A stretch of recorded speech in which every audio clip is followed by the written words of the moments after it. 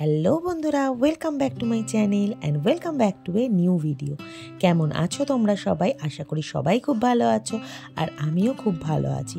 আজকে মুম্বাই ডায়েরিজের আর একটা নতুন ভিডিওতে তোমাদেরকে অনেক অনেক স্বাগত। দেখো, আজকেও আমি তোমাদের সঙ্গে শেয়ার করব যেটা মুম্বাইয়ে ছিল 1 জানুয়ারির দিন। সেই 1 জানুয়ারির দিন আমরা সারা দিনটা ভীষণভাবে এনজয় করেছি, অনেক জায়গা ভিজিট করেছি, কারণ আমাদের যেহেতু ট্যুরের টাইমটা খুব অল্প সময় ছিল, তাই জন্য আমরা খুব সেই দিনটা এনজয় করেছি। যেহেতু 1 জানুয়ারি নিউ ইয়ার সবাই নানা রকমভাবে সেলিব্রেশন করে। হয়তো তোমরা বলবে এত দেরিতে নিউ ইয়ারের ভিডিও তুমি শেয়ার করছো, সত্যিই হয়নি। তারপরে অন্যান্য ভিডিও তোমাদের সঙ্গে শেয়ার করেছি, তো এই ভিডিওটা চলো আজকে দেখা যাক। একদম নিউ ইয়ারের দিন সকালবেলায় আমরা ভেবেছিলাম ব্রেকফাস্টটা করব এইখানে, দক্ষিণাদি বলে একটা সাউথ ইন্ডিয়ান রেস্টুরেন্ট আছে, যেখানে আমার বোনেরা বললো চল, ওখানের খাবার কিন্তু ভীষণ টেস্টি, ওখানে আমরা ব্রেকফাস্টটা করব। তো আমরা মোটামুটি 10:30 নাগাদ চলে এসেছিলাম এখানে। আমি যদিও খুব সাউথ ইন্ডিয়ান ফুড লাভার যে সেটা নয়, কিন্তু বিশ্বাস করো এখানকার খাবারের কোয়ালিটি এত ভালো ছিল, এত টেস্টি ছিল, আমার তো বেশ ভালো লেগেছে। অনেক কিছু ট্রাই করা হয়েছিল, কারণ এক রকমের আইটেম না নিয়ে আমরা 4-5 রকমের জিনিস নিয়েছিলাম। এই যে ভেদু বড়া নিয়েছিলাম, ধোসা নিয়েছিলাম, মশালা ধোসা নিয়েছিলাম, তারপরে উত্তাপ্পাম নিয়েছিলাম, তারপরে ব্রেড। আমার ছেলে এইসব খেতে পছন্দ করে না, আমার মতনই, তার জন্য ওর জন্য একটা ব্রেড স্যান্ডউইচ নিয়েছিলাম। যদিও ব্রেড স্যান্ডউইচটা আমার একদমই ভালো লাগেনি, তার থেকে সাউথ ইন্ডিয়ান ফুডগুলো ভীষণই ভালো। আর এটাও একটা কী ফুড ছিল, আমার ঠিক নামটা মনে নেই, এটা উত্তাপ্পাম। কিন্তু যাই হোক, আমার কিন্তু খুবই টেস্টি লেগেছে খাবারগুলো, প্রত্যেকটা আমরা ট্রাই করেছি।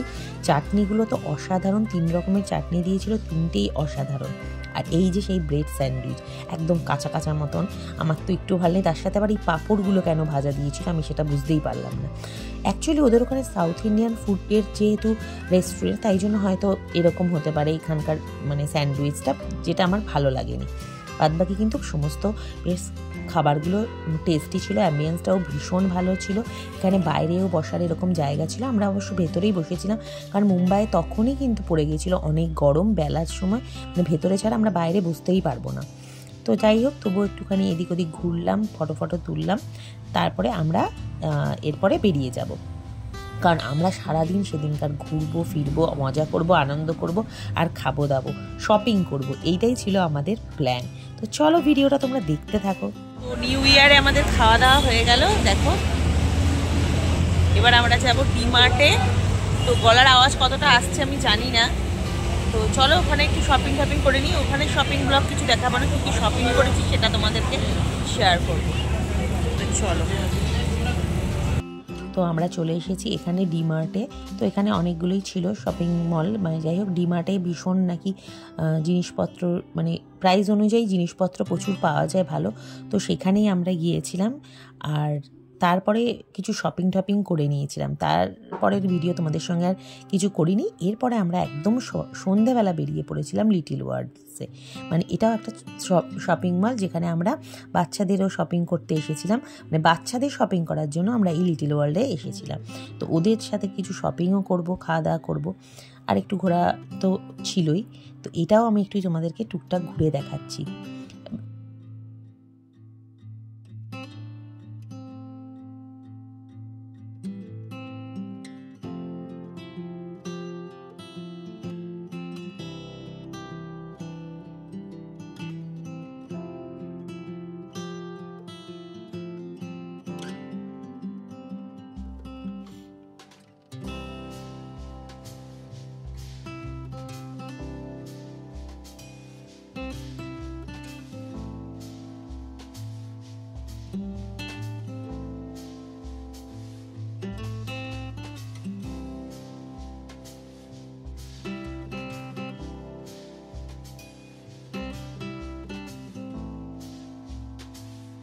আর এই দেখো, বাচ্চারা এখানে এই যে কারগুলোতে চেপে বেশ ঘুরছিল, এটা ওদের খুব এনজয় করেছে, ওদের বেশ ভালো লেগেছে। এই রকম মলগুলোতে তো এইগুলো থাকেই, আর বাচ্চারা তো এইগুলোর জন্যই যায় মলে। বিশেষ করে আমরা যাব শপিংয়ের জন্য, কিন্তু ওরা কিন্তু যাবে এইসবের জন্য।